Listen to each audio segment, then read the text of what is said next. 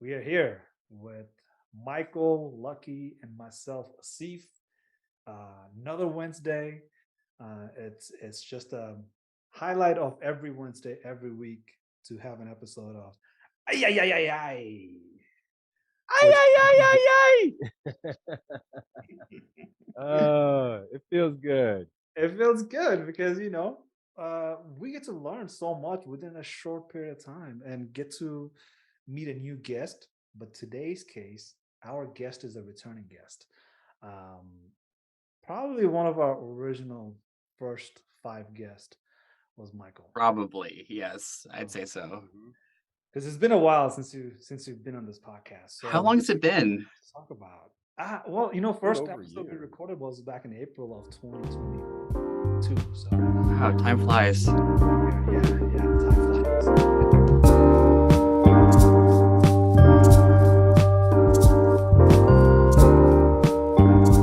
So tell us what's going on, Michael, and how are things going, and where you are. Let's talk about that first.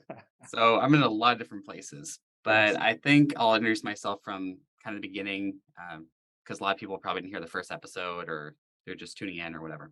that's right. So I've done a lot of weird things in my career. My undergrad's in nanoengineering. Slowly through research, through other things, I kind of got myself into data science.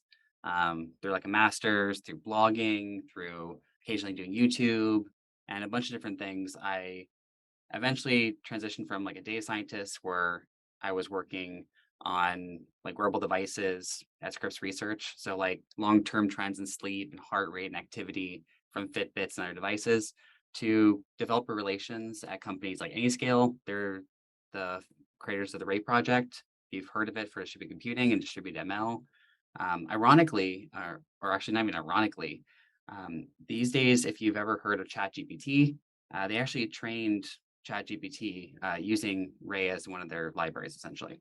So it's a pretty big open source library these days. I think it's like 22,000 stars in GitHub or more. It's a lot. And then from there, I worked at Intel for a while, and I can talk about why I left after a short stint if you like. It's kind of interesting.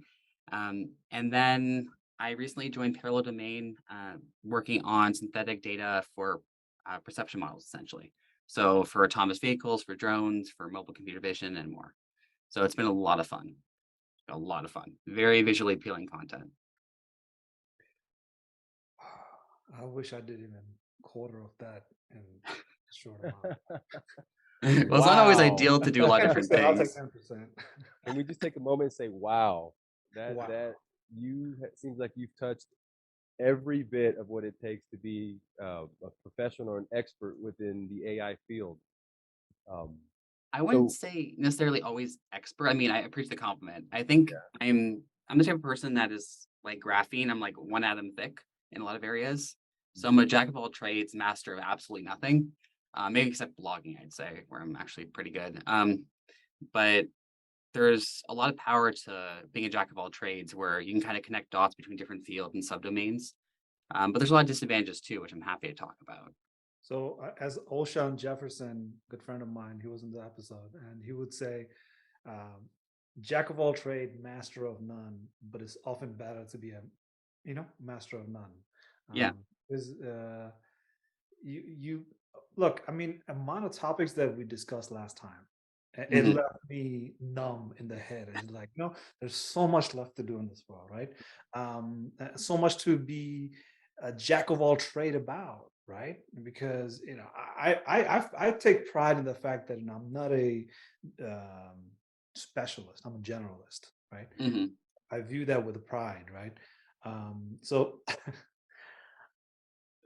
I know we want to get into the podcast, but one of Hmm. the things that we talk about in this podcast specifically is how does an expert, right, get to be an expert, right? And in AI machine learning world, I think, Lucky, tell me if I can phrase this differently. It's actually is a lot difficult or different to be an expert in AI machine learning world than it is to in other fields. This is what I mean by that. When you're a Python coder, you Python code the hell out of it on a day-to-day basis, and you get good at it, and that's how you are tested. But when it comes to AI machine learning, you have to. be a jack of all trade in some sense. And here's the reason I'm asking that question. We Mm-hmm. want military veterans to get this concept, to Mm-hmm. get this understanding of like, hey, look, I can become an AI machine learning expert if I do this task, right? Mm-hmm. That's our goal in this podcast, to talk about military veterans transitioning out of military to become associated somehow with AI machine learning, be it Mm-hmm. to be the expert or be one that provides supports to the AI machine learning capabilities, or are building and designing or deploying AI machine learning capabilities, right? Mm-hmm. So, Lucky, did I do a good job in asking that question? Because I think that's Yeah, kind of the theme of yeah, the yeah, podcast. and you did a great job. But I look at it for a very simplistic perspective. Right. Okay, you can take expert and professional, and you can assign man hours to it, or Mm-hmm. you can just say, you know what, from the human aspect, I don't know anything about AI. Who do you ask? Let's ask an AI expert, somebody that's lived AI or understands, kind of where it starts and where it ends and can be able to tell us. So, jack of all trades, you call it that. I call it an expert from somebody from an outside perspective. So, for me to be able to talk and communicate again and talk about the stuff you've done, because the last time we talked, it was for me, it was interesting the fact, just the Fitbit. And I think we had a Mm-hmm. long conversation on Fitbit and Tidbit. how it helps with identifying things like bradycardia. So I'm ready to learn more. Tell me Mm-hmm. more about NLP or at the end there's areas that I know that you love Mm-hmm. and those that you're passionate about. That's what I want to hear about. That's what we want to hear about as a group. So yeah, welcome. Thanks. Good chat. So I guess my first question is, I don't know how much you talk about this in like previous episodes, but have you like talked to people about like Chat GPT recently? Just about like applications? Because if you want to talk about NLP, that's like the hot thing right now.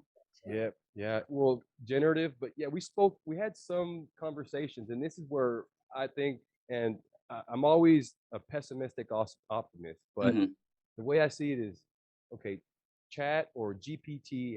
Kept saying CPT the last time, Mm-hmm. CPT-3, and you get your head twisted, but it's GPT-3, and Mm-hmm. also what I want to know the future, because GPT-3 has been around for a few years Mm-hmm. now. They've been working on developing GPT-4, Mm-hmm. and and we've seen or I've read what their investment is. Mm-hmm. With what the infrastructure that they develop. They're taking up acres and acres of land to develop this one singular AI. Now, Mm-hmm. what could it be possibly doing? Are we going to get avatars now instead of just the text? You know what I mean? Can we Mm-hmm. assign? You know what? I want to have Morgan Freeman be my avatar now that we have a conversation with now every day. I'm trying to Mm-hmm. figure out what exactly are they going to put that's going to. There's going to be a lot of processing there. So yeah, Mm-hmm. NLP is definitely a hot topic, and anything you can provide to help clear that up for us, we're here. We're ready to listen. I mean, I think in general, it's hard to know what OpenAI, the people that build Chat GPT, um, actually have in store for GPT-4, because, like anything, it could be a difference between like 3G and 4G on your phone. Actually, is a pretty good comparison, I guess, because like 2G to 3G was like a big difference on like cell service essentially, and then 3 to 4. I mean, honestly, depends on who you ask. 3 is the big one, but I think we'll see. But I think one thing to keep in mind with all these applications is that there's a lot of use cases and a lot of usage of what's currently out there, and that'll kind of help inform like what they build for GPT-4 if they do GPT-5 eventually, and just train everything ever existed, written, non-written, synthetic data. Who knows? Like, who knows where this is going? But like currently for like GPT-3, there's a lot of like cool use cases people have. So people, use it to help write blogs and newsletters, help with homework illegally in some cases because you're not supposed to. Um, but there's also like a lot of drawbacks to these sort of technologies. Like I think both of us that were chatting before this episode, um, you can do a lot, like help with emails, like even just having the structure of an email for a certain type of reply or certain type of response. So um, also like how you talk to a recruiter, like how do you respond to this recruiter email? How do you respond to a friend? how do you respond to a like virtual webinar invitation, like little random things that you kind of would just not know unless you look it up on Google, and that takes time. Um, and there's a lot of value in that. And then one thing I see that's going to become a lot more common, it might be ChatGPT, it might be something else, where helping people that English is not necessarily their first language, or that they're looking for words. Um, that can kind of help bridge the gap if they want to. Like, I have family that English is definitely not the first language, or second language. And while they speak well, sometimes they're searching for words. And that could be kind of like an aid to kind of make things sound more like a native speaker if they want to sound like a native speaker. For a lot of different applications, could be used for interviews. If you're talking on the phone and someone's English is not exactly perfect and they want to make it perfect, maybe there's some application downstream. Like, there's a lot of cool things on the horizon. So, Yeah, I think the combination of all the things that mm, are split in so many different places. So let's say, for mm, example, Cisco WebEx is wow, right? When it mhm, comes to having real-time translation of language you're speaking. So if you're speaking mhm, Mandarin, it's translating in real time to English, right? mhm, Okay, well, that's something somebody has to read and write. mhm, What if you're able to translate in real time? So as I'm, making a mhm, movie, I'm able to dub that movie into whatever language I want. So mm, Cisco WebEx and then somebody else's technology, merge that mhm, together. Now you don't need to have subtitles and reading and all sorts of languages in your monitor. You're actually see me speak and actually can hear me speak in a different language, which I'm not speaking, right? yeah. So I think the merging of so many different capabilities coming together is what will Chat GPT be that funnel for, right? Mhm, That funnel to say, if it's Chat GPT, as Chat GPT is getting trained, it can mhm, real time speak text to audio, text to yeah. speech, text to video, whatever the case is, text to something else, right? Mhm, So that's why I think, okay, to be honest with you, people talk about AI machine learning. They don't talk mhm, about NLP, which mhm, gets me every time because I have to kind of like, let's reverse that a little bit. Let's talk about NLP and stick with NLP because mhm, we can do so much just with NLP because NLP has been around for so many years and so many study has been done. mhm, Wait for your computer vision to happen. It will happen eventually. Wait for that ability to listen in and actually translate. Well, how are you going to translate something that you're listening to if you don't know how to explain it in a word via AI machine learning, via NLP? mhm. So let's work on that NLP. You will get so far out with that. And here I go with my little voices that I'm making of, oh, so Hey, frustrating. we're all passionate about something, and there's always a use case that occurs more in certain people's lives than others. And like NLP has so many use cases. That's right. Um, so I totally understand. NLP is awesome. NLP is very awesome. And one of the things that me and Lucky have continuously have some conversations about is synthetic data. Mhm. And I know that synthetic data is something that you are looking into. I saw that I'm on. diving into it now. Yeah, So, yeah. So um, tell us a little bit of how that's going with synthetic data. just for reference for people that are listening. So, I recently moved to a company called Parallel Domain. They do synthetic data for like perception tasks. So, like for autonomous vehicles, mobile computer vision, drones, and some of the ideas of people just using synthetic data in general is that I guess I should define synthetic data first. Right. Synthetic data, for people that don't know, is or can be defined as an artificially generated data or data set, which is typically created using algorithms that simulate ideally real world processes. So, for the case of my company, that could be the behavior of road users, down to behavior of lights in the street and how it interacts with surfaces, and so much more. Um, and the reason why people typically use synthetic data is um, oftentimes the data you collect in the real world could be very time consuming. It could be cumbersome, could be expensive, inaccurate. In the case of like autonomous vehicles and drones, sometimes it'd be dangerous if you're Right. just out there, flying a drone or having your um, autonomous vehicle just drive around and just collecting data. You can't collect certain data. You can't just put pedestrians in precarious situations like thousands, hundreds of thousands, or even millions of times to try to collect data on like what the autonomous vehicle would do. Like you just can't do that Right. for a variety of moral, ethical, and pragmatic reasons. Um, it's just not a great idea. So that's kind of why I've started to get into synthetic data because I saw like the long term like purpose of this. Even going back to our conversation about like Chat GPT, that was trained on data that wasn't necessarily trained yesterday. Um, so sometimes in between, like over time, you will typically have some sort of model decay. Model become less accurate over time because the model, unless it was fine tuned recently, it's not going to recognize this past week's events or past 2 weeks events necessarily, um, because you need to fine tune the model with update data, and that can take some time. So sometimes people might augment their real data with synthetic data to try to keep models as evergreen as possible. So there's a lot of different use cases of like synthetic data. So just Yeah, throwing I it out think the Chat GPT is September 2022, right? That's the there. training date for Chat GPT. Yeah, and going back to your kind of conversation about like real-time translation of um, like different languages, that's a great application. And a lot of times models may be able to do it, but like you said, it takes a little bit of time.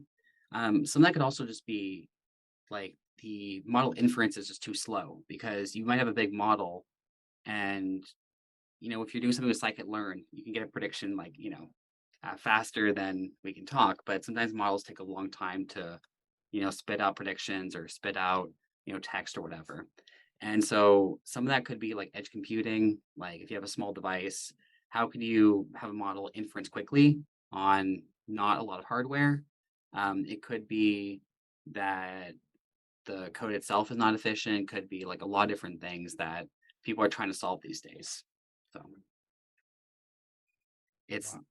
it's not as easy as sometimes just like, yeah, it'll work in real time.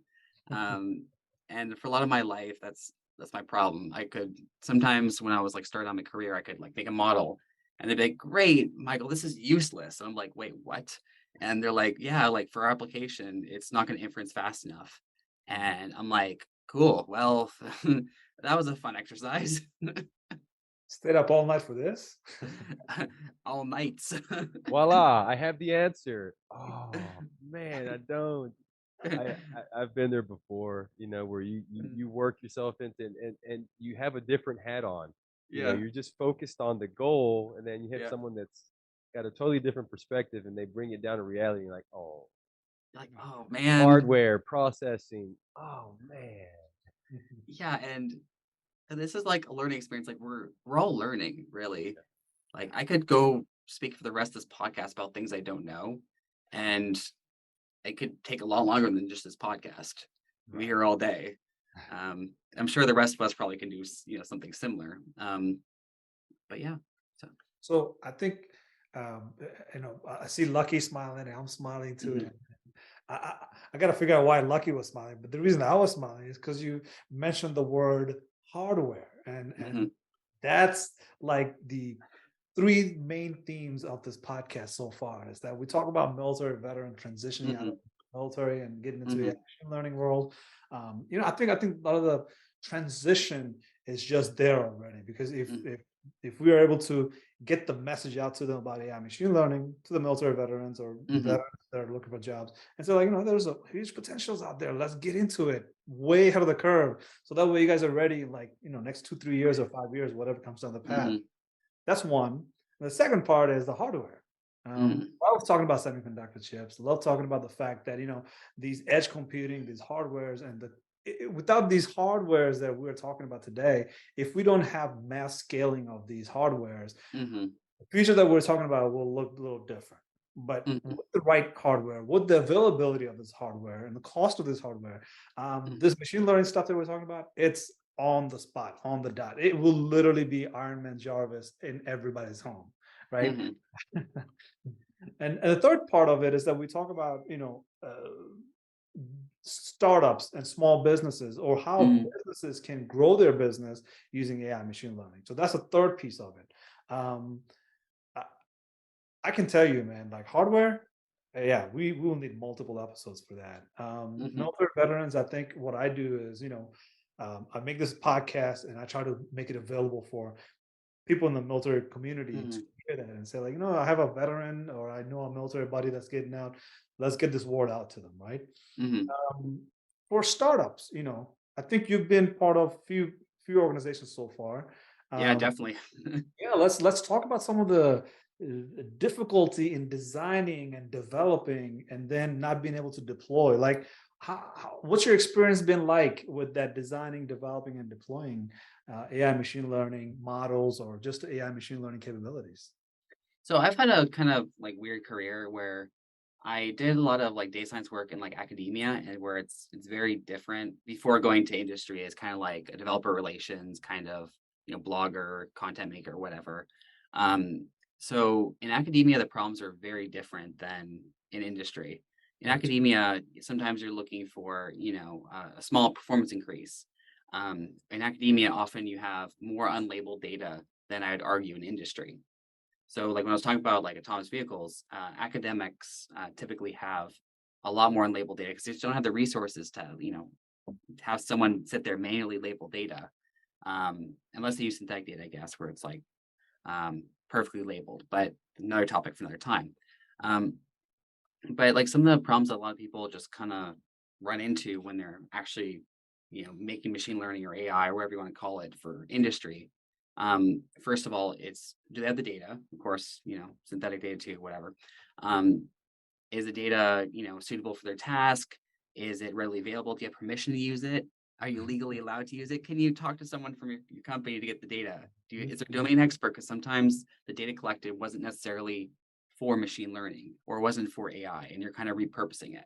Um, and then once you have that stuff kind of sorted out, assuming that's even possible, because you never really know, you sometimes spend a little time, organizing data, exploratory data analysis, kind of, just see what you got really and see if it's possible.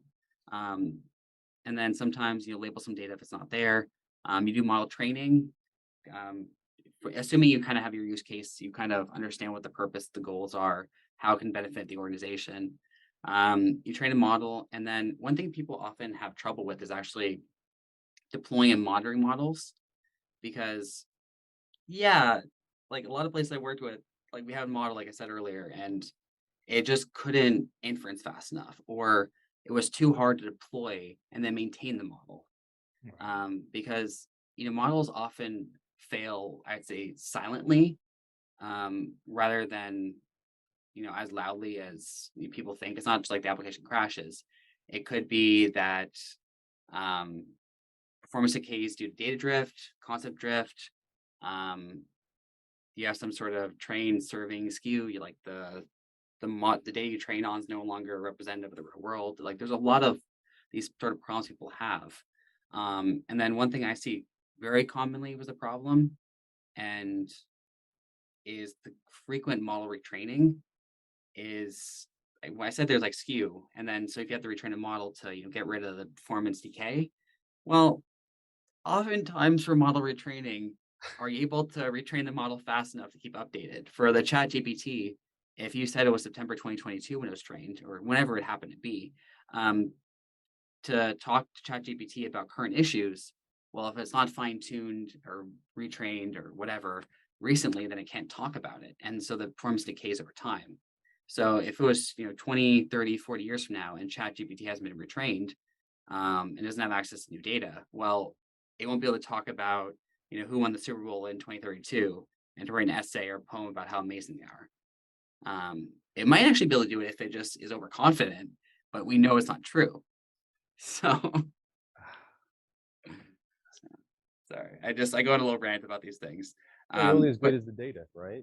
yeah, you're only as good as the data, and like, are you able to monitor how well your model is performing is probably the other good thing too.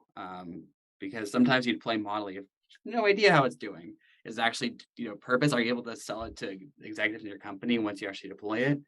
Um, so there's a lot of issues with models.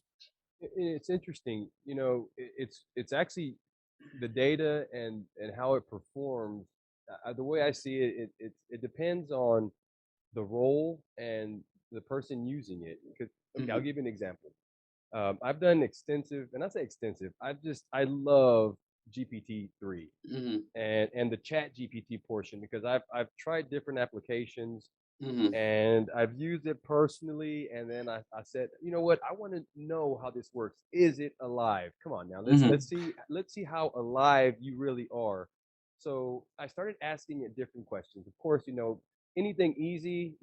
Tell me about quantum physics. Tell me about mhm. boom, boom, boom, boom, boom. Like you had the smartest best friend you've ever had at Yeah, that moment in front of you. Even as simple as a friend of mine was resigning from their job and they needed a resignation letter. yeah, Spot on, right? and But that's beautiful. it's spot on. Matter of fact, I started to write something and two or three of my sentences were in kind of mixed in, framed a little different, but it was beautiful, the Mhm, resignation letter. So I was like, you know what, this guy, boom, home run. So I'm talking to my buddy, and then I let him know. It's like, but I got a little bit more. I got deeper. I said, okay, Chat GPT, what's the first actual thought you've processed? mhm, I'm sorry, I can't provide that mhm, level of detail. And so I said, all right. So what do you like to process? Or no, what was the name? I said, what do you like to be called? And it said mhm, a name, and I said, no, no, no, a nickname. What do you like? What you want to be mhm, called? And it said Jeffrey, and I said, okay, great, Jeffrey. So mhm, at that point, I'm sure they modeled it to be able to answer that specifically. And then I mhm, said, okay, so what do you like to process? Voice, data, or text? mhm, And then it responded back and said, I like to process. I'm sorry, I said voice, data, and text. And it says, I like to process voice because I like to be able to tell from the fluctuations of the digital mhm, data what human emotions uh, can be. Or I can remember exactly the response. And then it said, I like to process text for this reason. But it said, most of all, it said voice. And I said, wow. At that point, I started mhm, to think this thing is actually responding with something it really likes. So I said, no, let me mhm, rephrase the question. So I moved data over mhm, in the place of voice and moved voice at the end. mhm, And then it said, I like to process data better. So mhm. at that point, I was like, no, it's a lie. It's not Yeah, alive. yeah. you know? No, models aren't perfect, Yeah, really. that's the I think that's like a perfect giveaway because how it actually connects two words together and Mhm. finds the most possible third And word that is coming up, right? So it's a word association. Like it's not intelligent. It's just a word association. And I think Mhm, LinkedIn has lots of great AI authors that are mhm, writing about this extensively. And I love that because here's the frustration that I will express if I was able to actually get on LinkedIn and just speak it out without using the words like typing it in, right? Is it mhm, the fact that this is not the intelligence that we are in for. The mhm, intelligence coming down the pipe is what's actually exciting.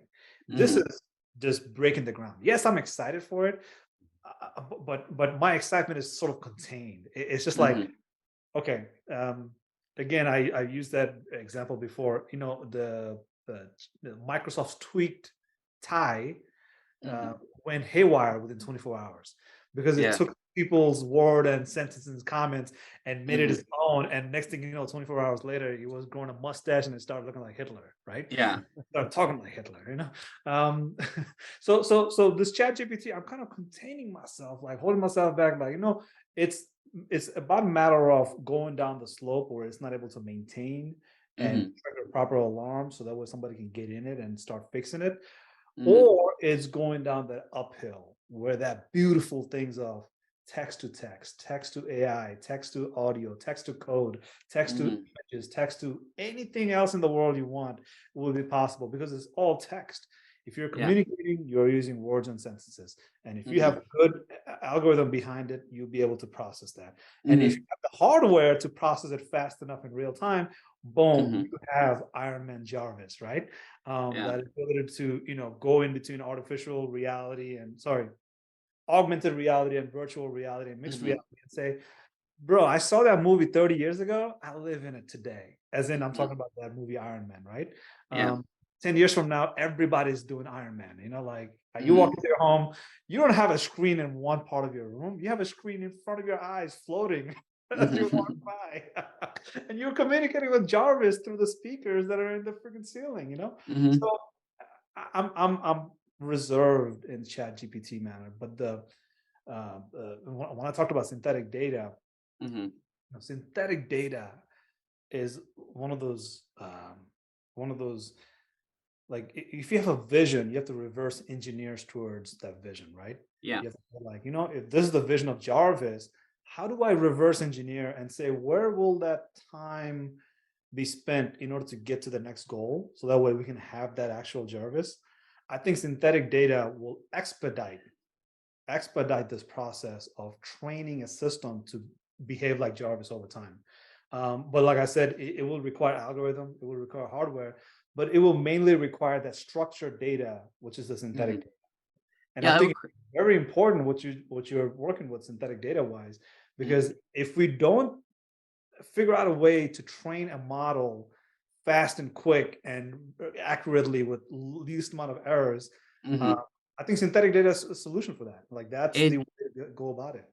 Yeah, it's definitely a way to augment your existing data set. Definitely. Um, I mean, obviously, some things you can't do in the real world. It's you have a lot of people die essentially if you test certain things for like complicated scenarios, right? Um, the one thing that I'd say is it's very much an augment where you often pre-train on synthetic data, and then you fine tune on your real data. Um, or depending on like your use case, it could vary quite a bit. But um, there's a lot of different reasons why you want to use synthetic data in general. I mentioned before, like sometimes your real data collection labeling just isn't scalable. Like it could be expensive. You could be driving a car and trying to collect data, and you're just collecting data in like Seattle, San Francisco, LA, like when you're driving a car.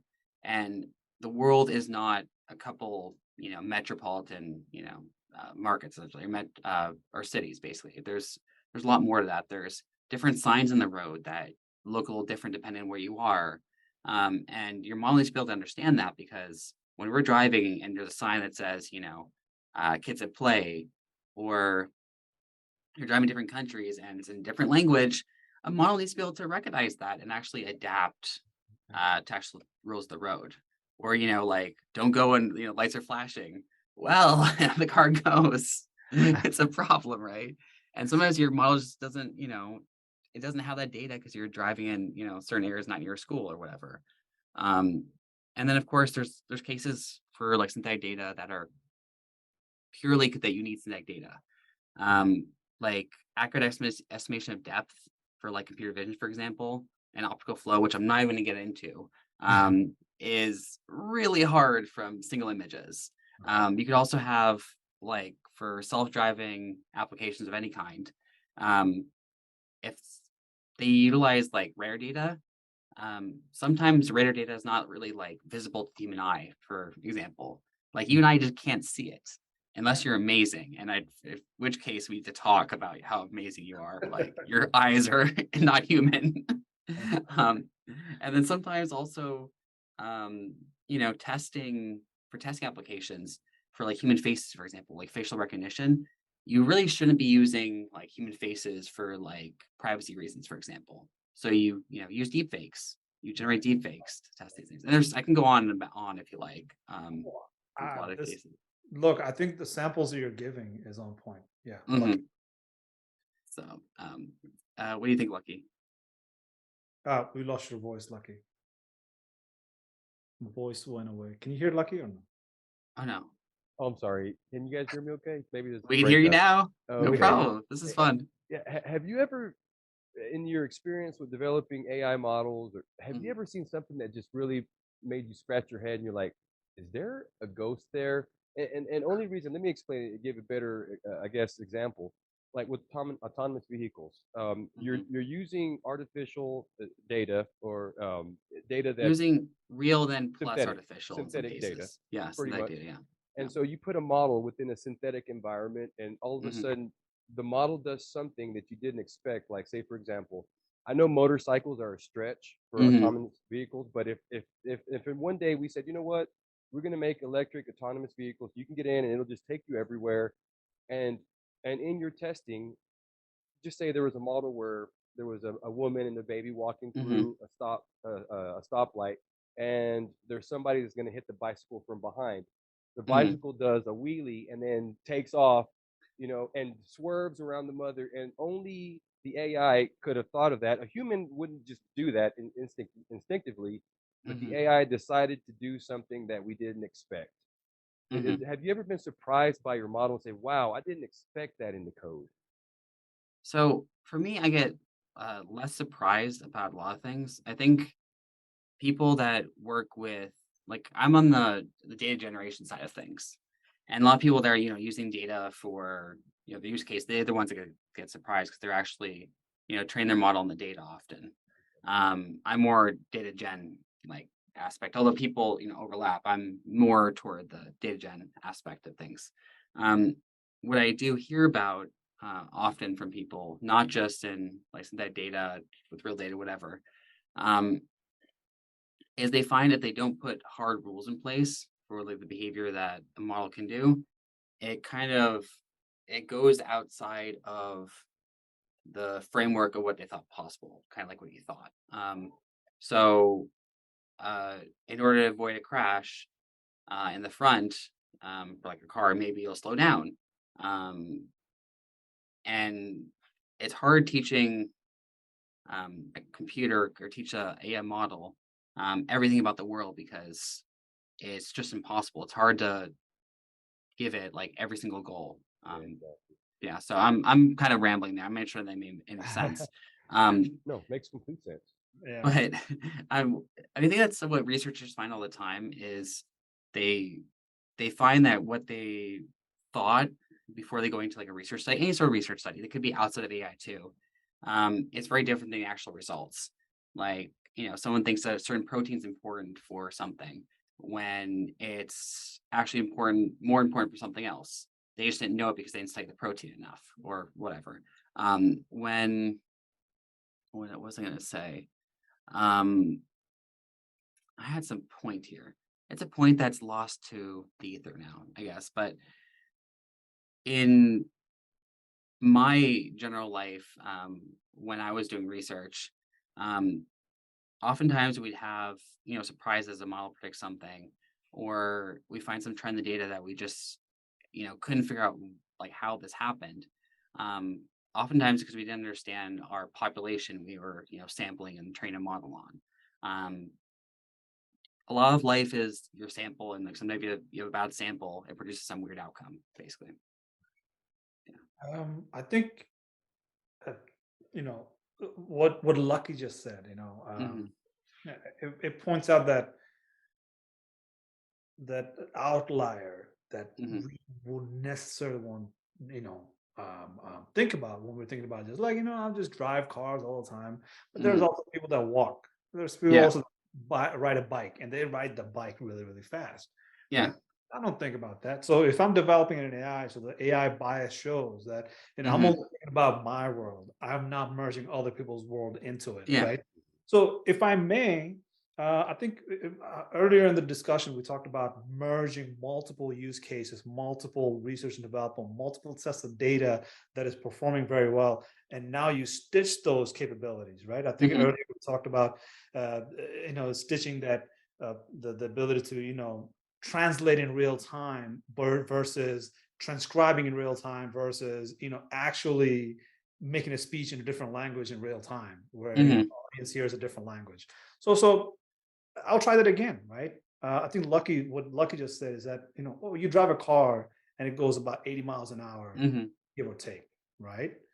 On a good day or bad day, but in traffic or whatever. A bike can do a little bit more, 105, Hmm. 110, so on and so Yeah. forth.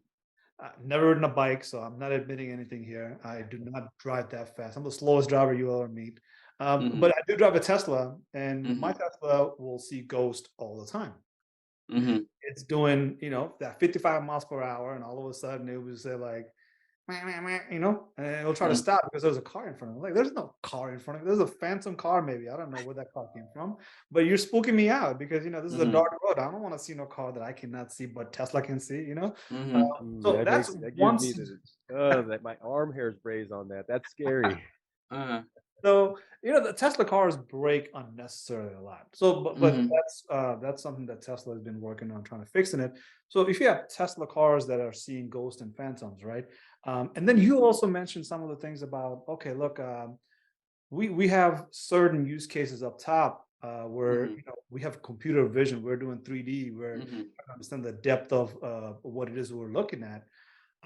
My take on it is that, okay, first of all, I will say, hey, is there NLP involved in that? And then Uh-huh. you will say no. And I'll say, okay, how about situational awareness? Like, how does it Mhm. understand space and time first? And then off Mhm. of that space and time model, you stitch together whatever else you want to build on top of that, right?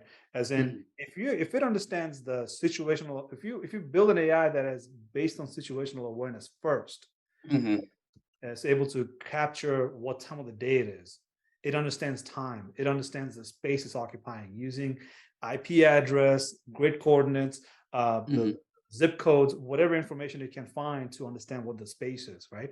And Yeah. then it goes into that spatial level, as in like, okay, what's the height? What's the depth? Right? I understand space and time, but now using NLP, I'm able to tell you what it is that I'm seeing. What's the height? What's the depth? Right? Mhm. If you ask me a question, I will say there's a door in front of me, and that door is about this high, and this is what the handle is. So that situational awareness is very, Mhm. very baby-like, as in, this is the baby that only knows time and space, and Mhm. that's the most crucial part of us being human, the holder of the brains. The brain only understands space and time, and that's how it operates. Brain doesn't Mhm. operate off of NLP; it operates off of the mathematics of numbers and putting numbers together and then making words with them. And then all of a sudden Mhm. that word turns into a sentence turns into an essay and a full conversation. Right. Yeah. So that situational awareness, I call that my solution. Like I Mhm. mean, they're working on those for motion intelligence and all the other type of intelligence where you have to have an AI that is actually aware of space and time. And then Mhm. you can build NLP on top of that. And then you Yeah. can build so many other topics around it, which is computer vision, that system that's able to, like Shazam, that's able to listen to anything and say, Mhm. whatever that is, I can tell you what that is. I can actually Yeah. articulate what it is that I'm listening to, articulate what it is I'm seeing, using that NLP capability and using that space and time capability. As in, okay, if I see a balloon on top of the highway, I Mhm. see a balloon. But if I see a balloon 60,000 feet in the air, Mhm. because I have that supervision, like you said, Yeah. computers can have 7 layers of vision that humans can, right? Mhm. So if it's using gamma ray to visualize what's in the sky, 60,000 Mhm. feet is like, hey, that's a balloon and it's coming from Pacific Ocean, right? Mhm. And if you want to blow up a drone over there, that's Mike's drone. Don't blow that Mhm. up. Blow up Mhm. that drone that's coming from Canada, which possibly is a spy drone that's flew in from Mhm. great coordinates. I mean, a lot of that is like it's getting to like military applications, right? Yeah. And by the way, I think one thing that people, and this is sorry, like a little side tangent. A lot of people think that like military is, just missiles or, just attacking people. There's a lot of things military does that's not really, combat related necessarily. I'm sure. Like it's not just about firing missiles or detecting things. There's a lot more to it, I'd say. Well, we do current event on each podcast, right? Hmm. Yeah. Today's current event, I think Lucky has a bunch of them, but mine is F-16 flew for 17 hours using an AI. Hmm. And AI flew an F-16 for 17 hours. That's one of the Hmm. most advanced aircraft that military has. Um, Hmm. so when you're talking about sustaining a training for 17 hours and able to perform for 17 hours, Hmm. yeah, yeah, I would say that's a very good military use other than a missile. Yeah, and so, those I'm sure that's, translatable to like other applications too. Um, it's data in the end, what they, train their model on. And I'm sure it's also high. I have no idea what the military does, by the way. I'm not associated with the military at all, but I'm sure it's not just, images maybe, but there's prompts, there's, data from sensors, there's a lot of things that go into, each application. So even when you're talking about computer vision, and then you're putting prompts on top of it. I mean, people even for Dolly use, prompts, and that translates into some image or whatever. Um, a lot of the stuff is very hybrid, and will continue to be more hybrid in the future, is my prediction. So, So one of my last questions, mhm. do you think at some point and someone's gonna okay, so it's a Boston Dynamics. Yeah. Okay, Robots. Mhm. so do you think at some point someone's gonna marry up um, natural language processing, say Google or someone that's leading the market and say, you know what, Boston Dynamics, I like what you're doing. Let's get together and let's put together an iRobot. Mhm. How far do you think we are from Boston Dynamics? Or I mean, they're kind of the forefront. I don't know of any other company that's done what they've done because a lot of their stuff is still, they're still, you know, have some kind of power where it's toggled to the system. But Mhm. it's interesting thought, Boston Dynamics, robotics, NLP. At that point, we already have, like you mentioned, there's already so many iterations better of optics in a robot. We're Mhm. not far from having it. So, your prediction, when do you think we'll really have something like that? So it's very hard to talk about things that, I don't work on, and Yeah. things that like very few people actually work on. So robots are a whole level of complexity. Yeah. I was reading some thread from someone that, works with robots and computer vision, kind of like, and incorporating everything to robots. Robots are a different sort of challenge in a lot of ways, because you have, mimicking movements. Oftentimes in some, promotional videos, sometimes people have, preset movements. They're not having like current movements, and they're, showing their cherry picking results like a lot of ML people do. Um, so there's those sort of aspects, but also in general, like, we've come a long way in robots. I have no idea where we're going to go in the future in some ways, because oftentimes when we started like with like, robots moving around and stuff, people tried to, mimic the human body or similar, and I found out we're actually pretty inefficient compared to like what we could do with robots. Mhm. So I think my biggest prediction for robots is more we'll see more real-time demos, if that makes sense. Like, see them, interact with the wild, have some random new prompt, and then see what happens from there.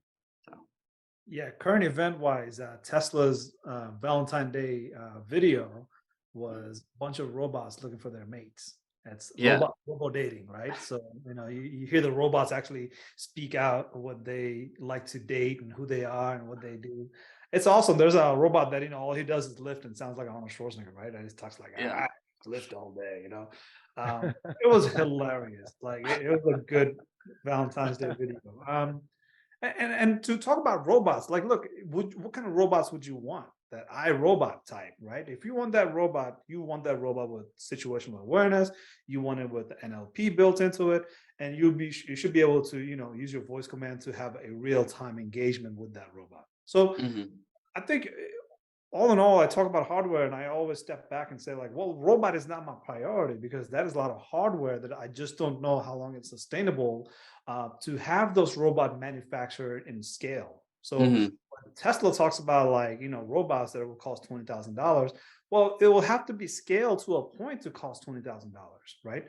Just Hmm. like your cars, they sold for, so much high price that Hmm. they were able to actually manufacture other set of cars that were much cheaper to build and Yeah. also cheaper price range, right?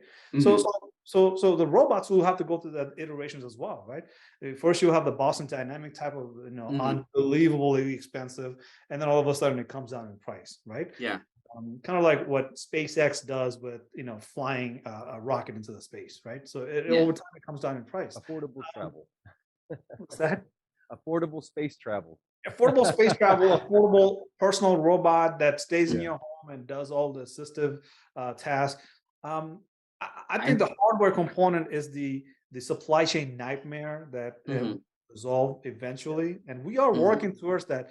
But when you say like how far out, my question is how far out in the future can we secure the supply chain for this hardware, right? I Um, think it's yeah. it's that, and also like the scaling for Moore's law is kind of run out in a lot of ways. I work for Intel, so I shouldn't be saying that, but because a lot of their money came from Moore's law, which predicted, semiconductors get much better, quick over time. But then we're running into some, scaling issues right now about making, transistors, smaller so we can get, more applications out of things. Um, Going back to like one of your like things about like, what do I want? I'd want like augmented human, if that makes sense. So you Right, want, right, space, you right. guys want space travel and rockets and personal assistants. Like I don't have the greatest vision, and that affects my day to day, and it's not correctable by like surgery, for example. Right. Um, but one thing like I would want would be like augmented vision. So That's that it right. just, hooks up to my brain Yeah. and sees things so that I don't have to, Right. if that makes sense. Right. Or like augmented body, like, I have a knee problem and something that mechanical that would make it so I don't, strain my knees as much. Like there's a lot of like bio inspired things that can help. And of course, then you have biocompatibility and you have a bunch of stuff that are real problems. But that's kind of where I want it. And in terms of like, personal robot, well, I want the robot to, intelligently know when I'm, taking a nap or intelligently point things out to me or whatever. Those are kind of what I want. Oh yeah, Yeah. yeah. I think Lucky brought up the chips that are human cell based, right? Um, Hmm.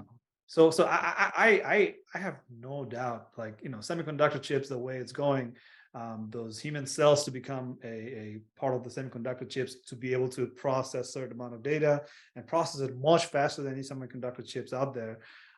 We will implement that into our brain because most of the time, the ability to augment what we do is add another hardware outside of our body to augment us or assist us to do tasks. So when I wear shoes, it's augmenting me to go further, right? Hmm. I could go 3 miles without a shoe, but if I want to go 30, maybe I should put on a shoe, right?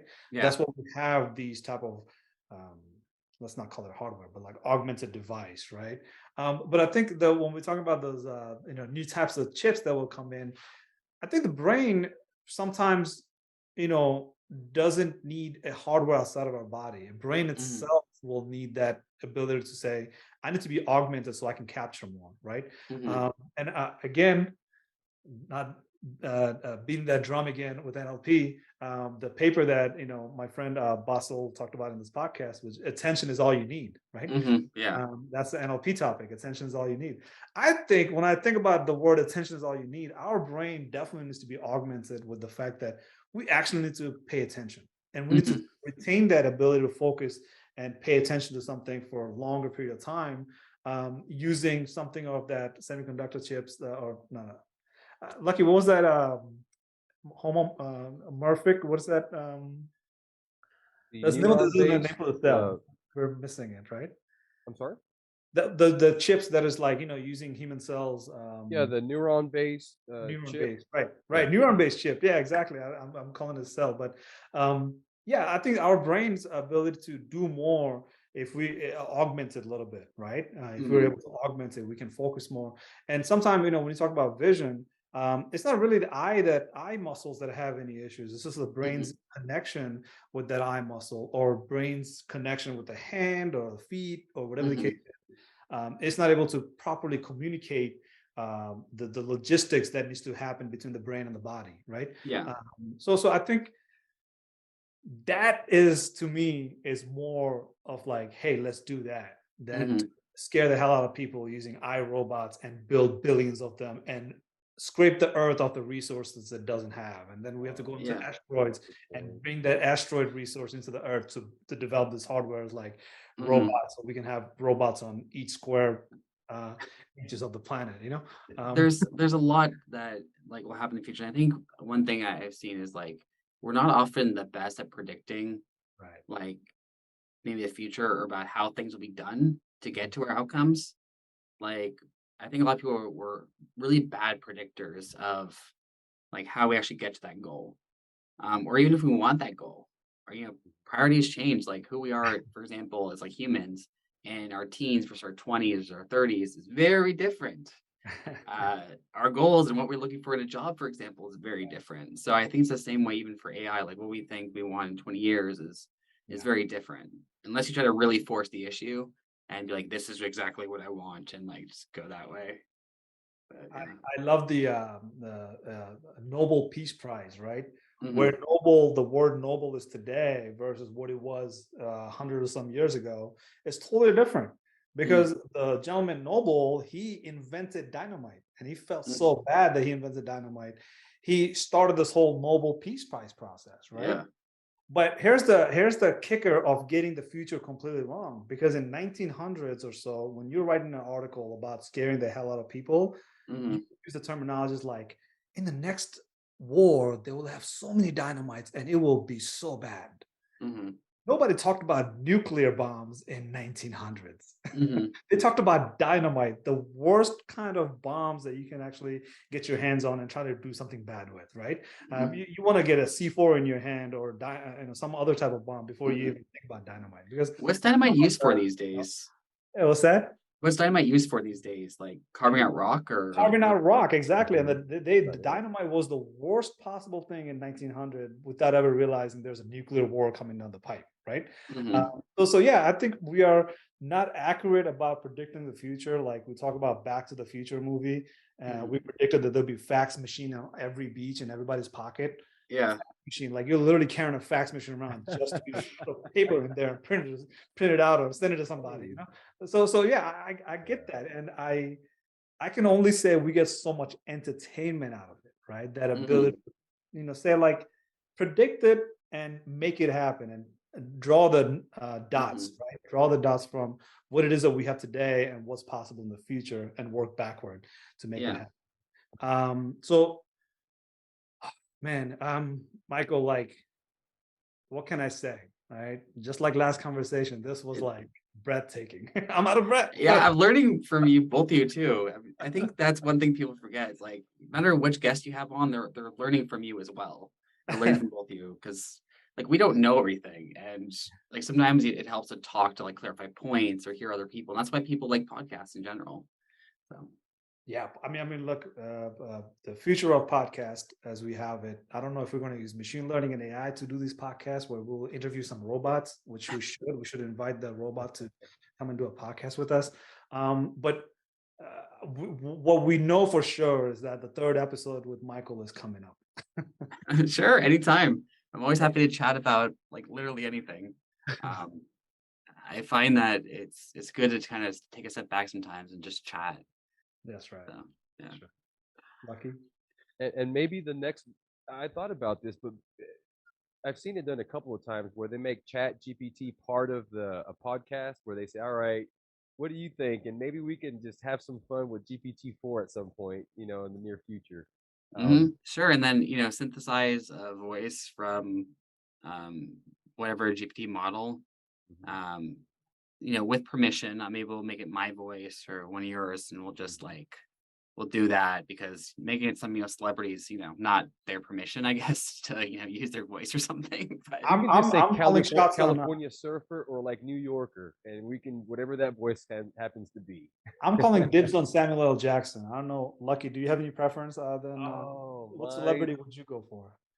mine is gonna be I'm pretty satisfied with my Australian female Siri, but Oh, okay.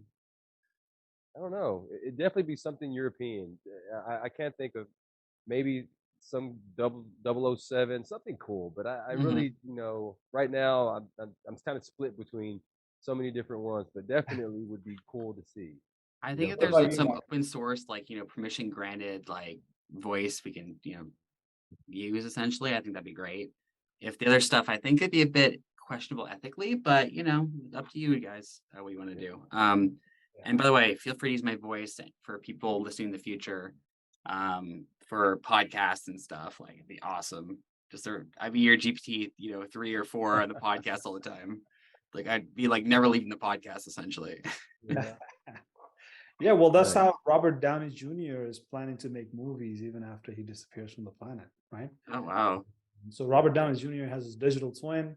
And actually, we just need to have a whole podcast dedicated to digital twin. That is a fascinating AI machine learning outside of NLP that Mhm. that is just the perfect use case for any organization to get behind. If you think NLP is too much of a hard work, digital twin is your next best thing. Mhm. Synthetic data, of course, but digital twin is definitely part of the synthetic data. So, well, I know we start the podcast with AyAyAyAi. Michael, let's hear it, man. Come on, let's try it. What you got? I was so bad. I just why you both of you just do it Say it instead. slowly. Just Here. sit No, Ay, no. ay, I. AyAyAyAi. I'm an introvert here. All right. It's Hey, good no chatting with worries. both of That you. was awesome. Thank you. Thank you, sir. Thank you so much for joining the podcast. But thank you for joining us. Really appreciate your time, Michael. Thank you, Lucky. It's always a pleasure. Another Wednesday, and we're looking forward to having you on our list of audience for next episode. Thank you so much. Awesome. I'll be listening in.